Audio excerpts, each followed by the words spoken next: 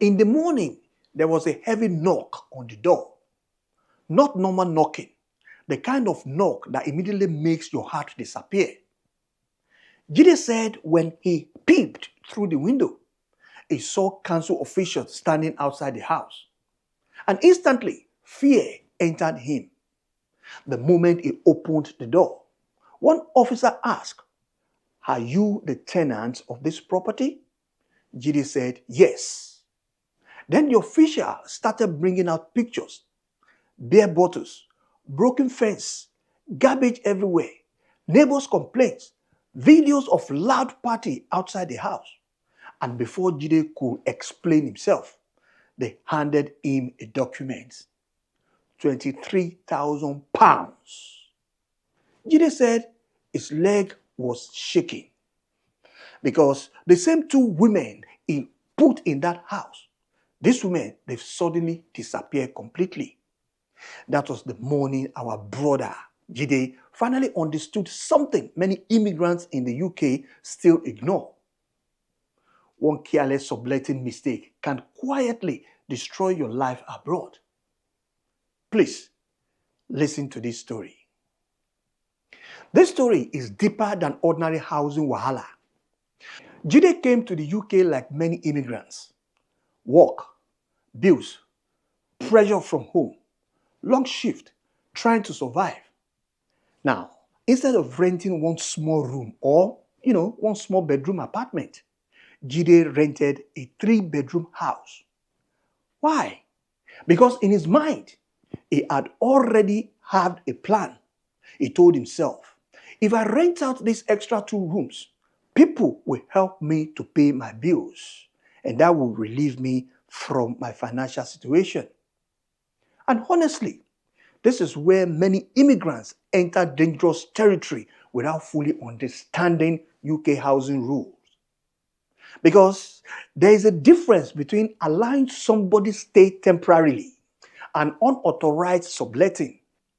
But many people ignore that difference completely. According to Jide, his tenancy agreement did not properly allow him to sublet those rooms without permission. But because of pressure, maybe pressure from home, those pressure was too much. Our brother Jide ignored it. Then 2 women moved straight into that property. At first, everything looks normal, quiet, friendly, no issue, until weekends starts.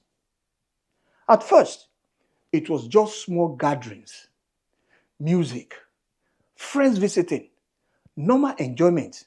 Then slowly, everything changed. Cars started blocking nearby houses. People smoking outside. Noise till in the morning. Beer bottles around the compound. Neighbors started watching the house carefully.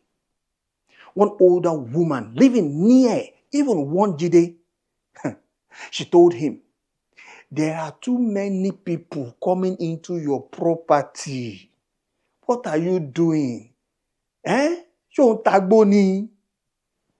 But Jide ignored it. Because every month, the women paid their money on time to Jide. And honestly, he desperately needed that extra income.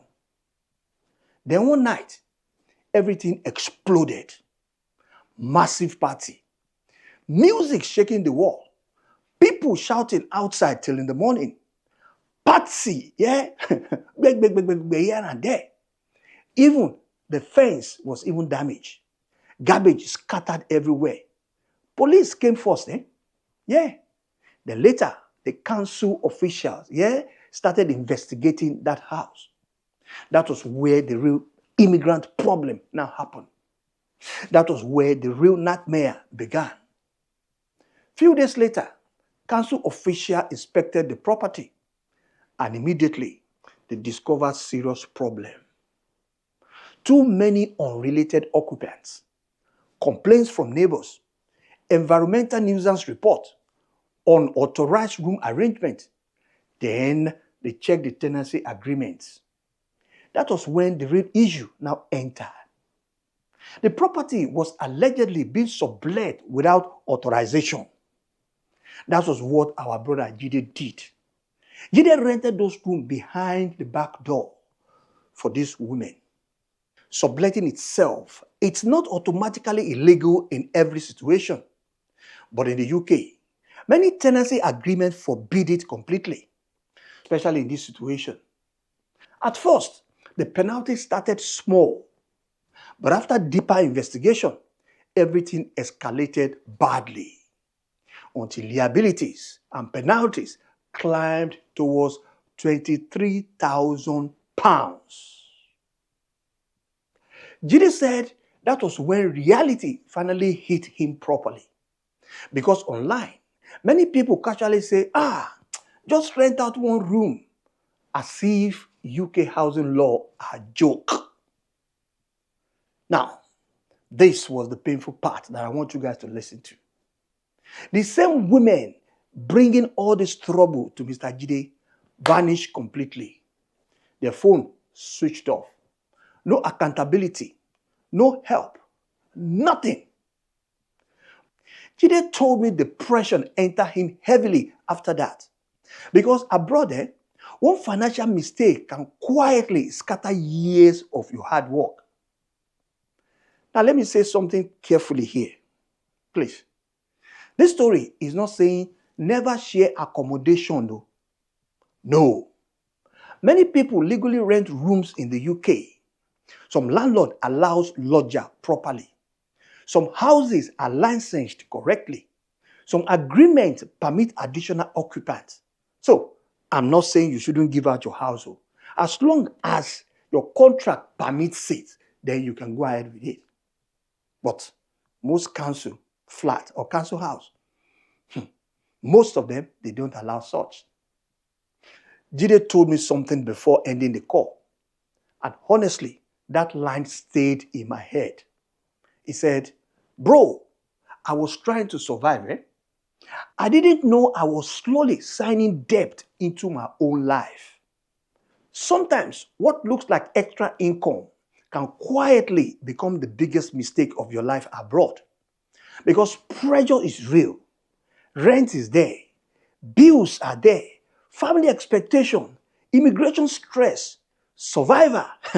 And because of all those pressures, many immigrants start looking for shortcuts.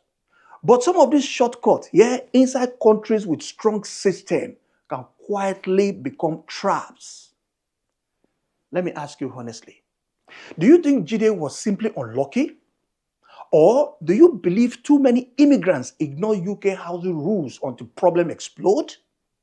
And honestly, would you ever risk subletting your property carelessly abroad just to reduce bills? Drop your honest thought in the comments. And if you enjoyed this real diaspora discussion that exposes uncomfortable reality immigrants quietly face abroad, please, I beg you, subscribe to African Blago TV because sometimes the warning comes before the damage. I'll see you in the next episode. Bye for now.